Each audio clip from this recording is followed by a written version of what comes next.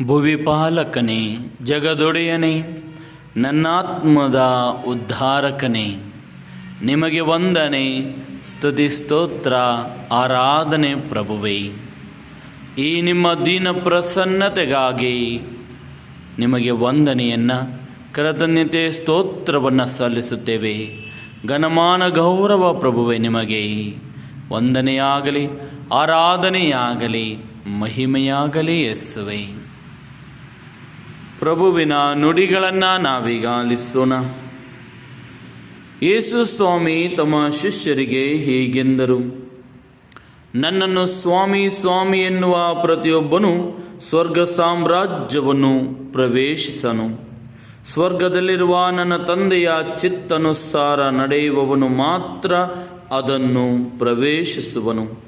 ತೀರ್ಪಿನ ದಿನದಂದು ಸ್ವಾಮಿ ಸ್ವಾಮಿ, ನಿಮ್ಮ ಹೆಸರಿನಲ್ಲಿ ನಾವು ಪ್ರವಾದನೆ ಮಾಡಲಿಲ್ಲವೇ? ನಿಮ್ಮ ಹೆಸರಿನಲ್ಲಿ ದೆವ್ವಗಳನ್ನು ಬಿಡಿಸಲಿಲ್ಲವೇ ಎಂದು ಅನೇಕರು ನನಗೆ ಹೇಳುವರು. ಆಗ ನಾನು ಅವರಿಗೆ, ಇಂದಿಗೂ ನಿಮ್ಮ ಗುರುತೇ ನನಗಿಲ್ಲ, ಅಧರ್ಮಿಗಳೇ ನನ್ನಿಂದ ತೊಲಗಿರಿ ಎಂದು ಬಹಿರಂಗವಾಗಿ ಹೇಳಿಬಿಡುವೆನು. ಪ್ರಭು ಯೇಸುವೇ, ನಿಮ್ಮನ್ನು ಬಾಯಿ ಮಾತಿನಲ್ಲಿ ಉಪಚರಿಸುವವರು, ಹೊಗಳುವವರು ನಿಮಗೆ ಅವಶ್ಯಕತೆ ಇಲ್ಲ.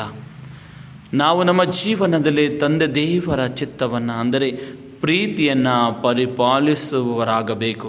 ನಿಮ್ಮ ಜೀವನದಲ್ಲಿ ನಿಮ್ಮ ಆಜ್ಞೆಗಳನ್ನು ನಮ್ಮ ನಡೆನುಡಿಗಳಲ್ಲಿ ತೋರಿಸುವವರಾಗಬೇಕು, ಕ್ಷಮಿಸುವವರಾಗಬೇಕು, ಪ್ರೀತಿಸುವವರಾಗಬೇಕು, ಕಾರ್ಯರೂಪದಲ್ಲಿ ನಮ್ಮ ಮಾತುಗಳನ್ನು ತೋರಿಸುವವರಾಗಬೇಕು.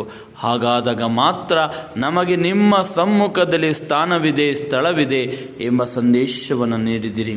ಪ್ರಭು ಯೇಸುವೇ, ನಾವು ಹಲವು ಬಾರಿ ಗಂಟೆಗಟ್ಟಲೆ ಪ್ರಾರ್ಥಿಸುವವರಾಗುತ್ತೇವೆ, ನಿಮ್ಮನ್ನು ಸ್ತುತಿಸುವವರಾಗುತ್ತೇವೆ. ಆದರೆ ಜೀವನದಲ್ಲಿ ಅದನ್ನು ತೋರಿಸುವವರಾಗುವುದಿಲ್ಲ, ಅದನ್ನು ಕಾರ್ಯರೂಪಕ್ಕೆ ನಾವು ಜಾರಿಗೆ ತರುವುದಿಲ್ಲ. ಇತರರ ತಪ್ಪುಗಳನ್ನು ನಾವು ಮನ್ನಿಸಲಿಕ್ಕೆ ಆಗುವುದಿಲ್ಲ, ಸಹನೆ ನಮ್ಮಲ್ಲಿರುವುದಿಲ್ಲ.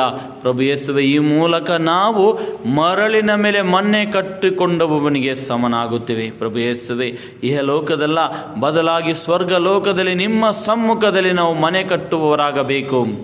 ಬಂಡೆಯ ಮೇಲೆ ಮಣ್ಣೆ ಕಟ್ಟುವವನಿಗೆ ನಾವು ಸಮನಾಗಬೇಕು. ಹಾಗಾಗಬೇಕಾದರೆ ನಮ್ಮ ಜೀವನವು ನಿಮಗೆ ಮೆಚ್ಚುಗೆ ಉಳ್ಳದಾಗಬೇಕು. ಪ್ರಭು ಯೇಸುವೆ, ಸದಾ ನಮ್ಮ ಜೀವನವು ನಿಮಗೆ ಮೆಚ್ಚುಗೆ ಆಗುವಂತೆ ನಮ್ಮನ್ನು ಪ್ರೇರೇಪಿಸಿರಿ, ಆಶೀರ್ವದಿಸಿರಿ.